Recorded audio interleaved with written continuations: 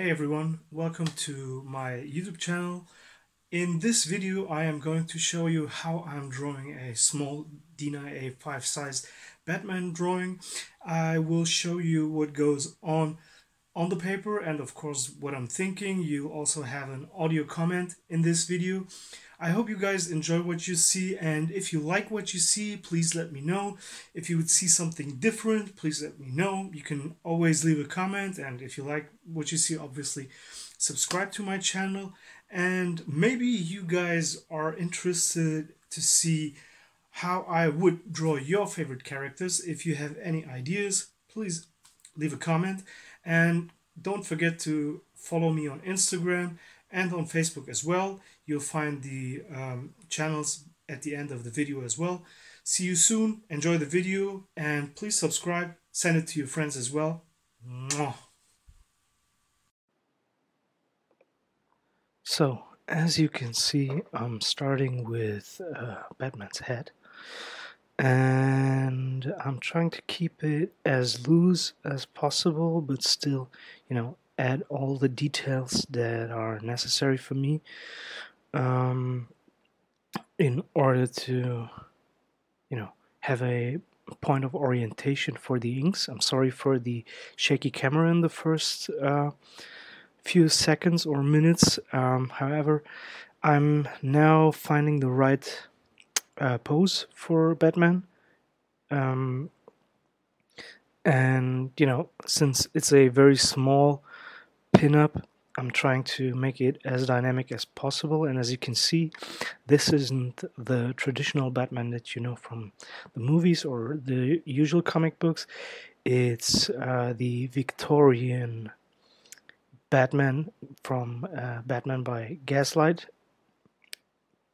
And yeah, I'm actually very quick with the pencils on this piece because it's a fairly easy pose and nothing complicated, and I'm just trying to make this a fun pinup, and I'm not adding too many details in there because I still want to keep it as vivid and vibrant as possible for the inks. And now I'm starting with the inks. What I'm using here is a one for all Molotov chisel pen or marker.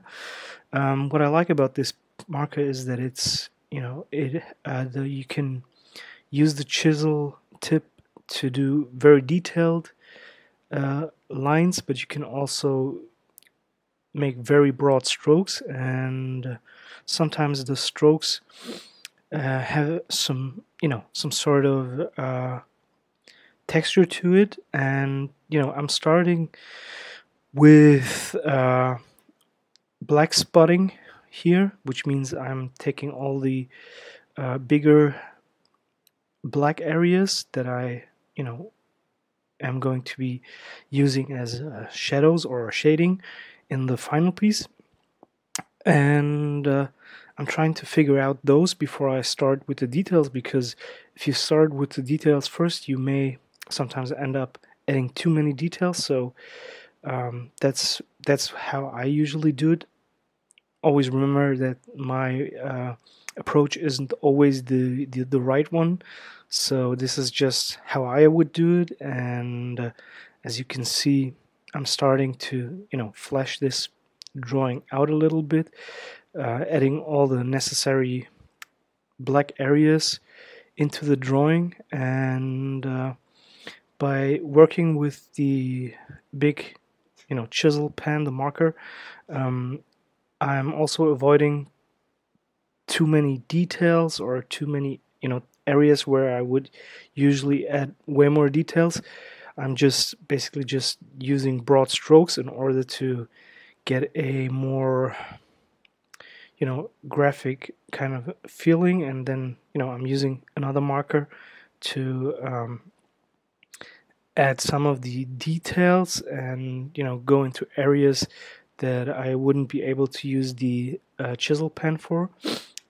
This is also another Molotov black liner marker. It's the brush marker. It's a little bit thicker than a normal pen would be, but it's, you know, still good enough to get the details in certain areas right. And as you can see, I'm filling out the black spots right now, and giving this whole thing a little bit more of life. Always remember that this whole process and this whole progress is basically just a matter of training. Nobody starts as a pro, and as you can see, I'm now using. I went back to the brush marker, but there you can see that I'm using a fine liner for the very detailed areas now, and for things such as you know, the gauntlets and the details on the gauntlets. Anyways, always remember that you don't start as a pro. You have to work your way up. As an artist, you always learn. You never finish learning. It's always, you know, the whole time. Whenever you do something, you learn something new, and the more you draw, the more you learn. It's, you know, the cool thing about drawing is that it's one of those you know, areas or professions or, you know, hobbies, if it's just a hobby for you, where you never quit learning. You know, it's not like you're at some point feeling like you're a master or you're the best. You always, you know, can continue learning, and this is what I like about, you know, being an artist. Whenever I think, you know, I've managed to master something, there's always something new that I can add to the drawing or learn. And yeah, as you can see, I'm using a much finer pen now for you know, some of the cross hatching and, you know, some details, because sometimes the brush pens aren't you know, fine enough to do some of the detailed areas properly. So I'm adding a little bit of, you know, texture and a little bit of line weight to the whole thing to make it look more you know, quote unquote realistic, or more alive, whatever the right term is for this. And, you know, it's starting to look more and more like a finished drawing, but, you know, it's still going to take a few more strokes and lines in order to, you know, get this whole thing look finished. And now you know, using some cross hatching for some areas where I don't want to add more blacks, but where I want to create some sort of gray area. And you know, by doing cross hatching, you can make those areas look a little bit more grayish and add another layer of volume and depth to the drawing. And by, you know, adding some sort of details, like for example on the belt, you add this little bit of realism to the drawing. And you know, now as you can see, I'm adding, you know, some facial hair to Batman's face. You know, Batman should never have a mustache or a real beard, but, you know, he should look a little bit unshaved and, you know, like he's not taking care of himself, because, you know, he's a vigilante and, you know, always working at night. And yeah, as you can see, there are now way more